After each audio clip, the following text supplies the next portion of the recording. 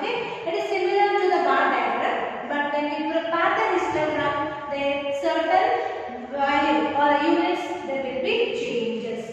And the next type of this frequency graph is frequency polygon.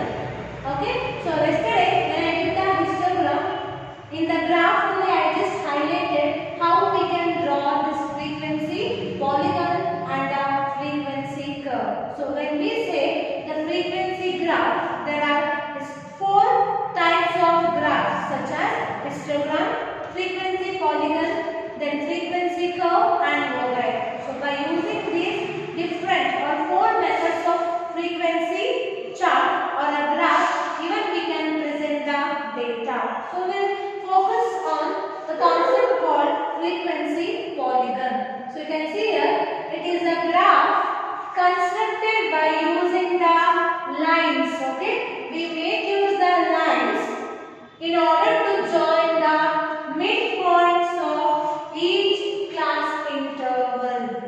Okay, that is known as frequency polygon.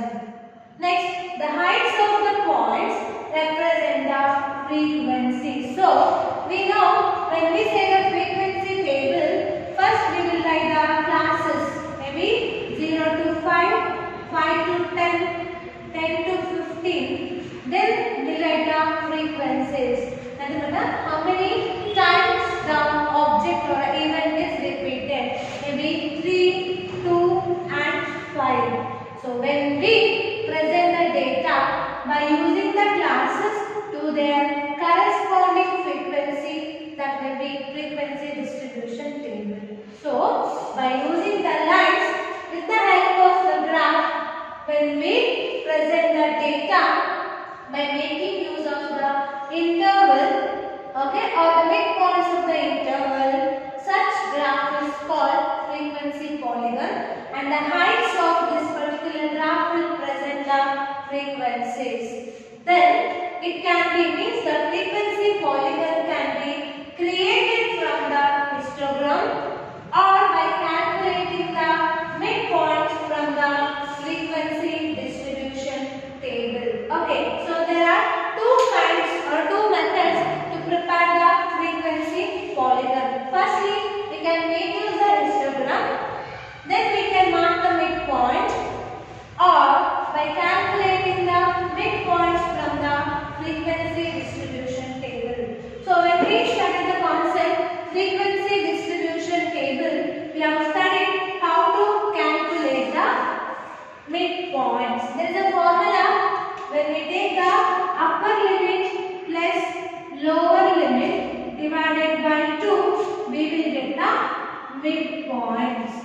Then we can use this midpoints to prepare the graph, means to join the lines, or with the help of the histogram. For example, if you prepare the histogram, okay, just for understanding, I am doing a small graph here. We might take the values on OX axis, okay, the intervals maybe 10, 20, 30, 40, 50. If you take this as a units, then here we can represent the frequencies, maybe 1, 2, 3, 4. And we know how to plot a histogram. Normally, we won't record anything in the first unit with 0 value. Then we might do the histogram. Okay, maybe from 20 to 20, the continuous frequency distribution. The value may be 2.5. Then it might be 3. Then it might be 3.5. And finally, it will be 4. Okay, we will prepare the bar. Then, by using this histogram, also we can present the frequency polygon. Means we have to make use the midpoints. Okay, we can mark here. Then we can join the lines to present the data, or we can calculate the midpoints from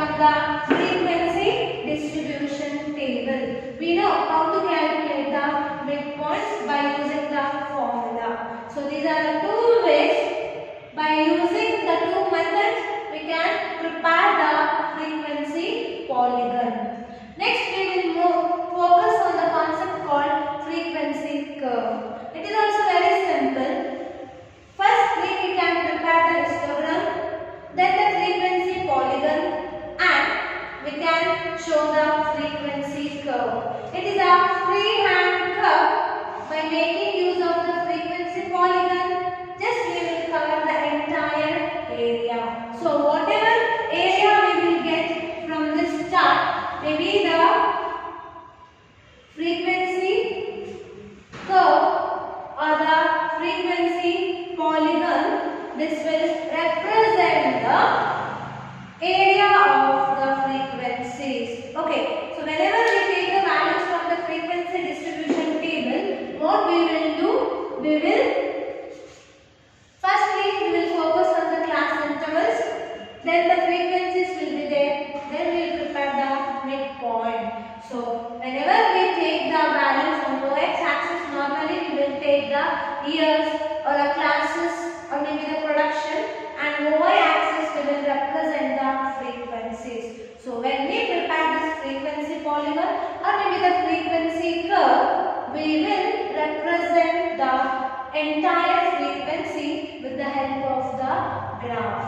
Okay, so when it comes to the frequency polygon, there we might use the continuous frequencies or the discrete frequencies. Okay, continuous, we know that we will write the classes from 10 to 20, 20 to 30 and 30 to 40, because here the data or the value which will be available, it may not be exact. For example, if you take the frequencies here, 3, 4, 5, okay, we might take this class interval as the earnings, okay, or the salary or a wage. Okay, the 3% salary will range from 10 to 20, that is 10 to 20. Here we don't know the data or value exactly, then we may use the range. It is known as continuous frequencies. Whereas in case of discrete frequencies, we know the value exactly. Maybe we can take the classes or we might take the IQ of the students, maybe 70, 60, 50, and then we might the frequency. There are 6 students, there are 5 students, there are 2 students. Exactly we can say the IQ level at 70%, there were 6 students.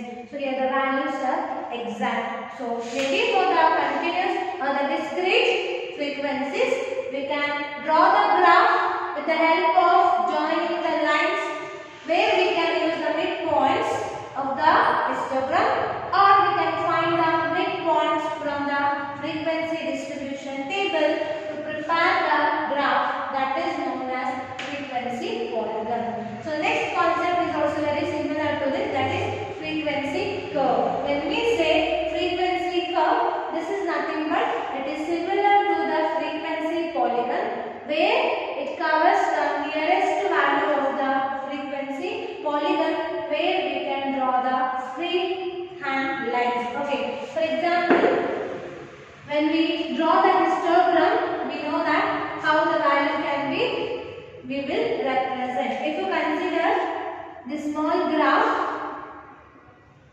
okay, then we will prepare the histograms with OX axis and OY axis. Then we know that we will mark all the midpoints.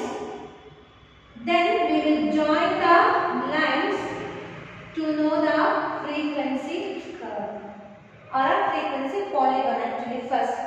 Then the nearest value we will cover, and then we will draw the frequency curve. It's a freehand rule. We'll start with the base value, then we will end up at the last point there. So this entire area what we have covered, this will represent the frequencies. Okay. So thus by using the frequency polygon or maybe the frequency curve, we can present the data and we can make the study of the data. So in this 4th chapter we focused, okay, the concept of how we can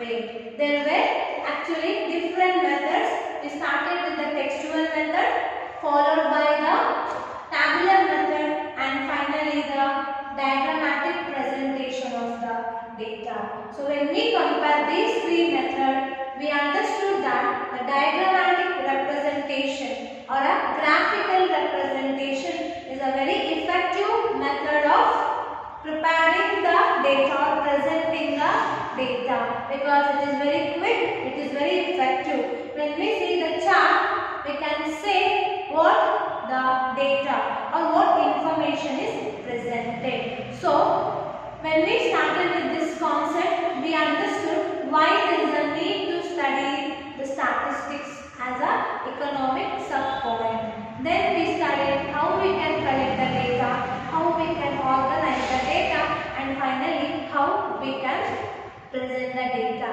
So when it comes to this presentation of data, we have to make use the graph shapes to present all the bar chart, maybe the pie diagram, and the histogram, frequency polygon, and frequency curve. So when with the help of the graph sheets with the exact value, we can prepare or we can present the collected data. So it will give the exact range or a value for the investigator or a person who will conduct the survey. So when it comes to the presentation of data, the very effective method of presenting the data is a diagrammatic presentation whenever the data is also at too large values.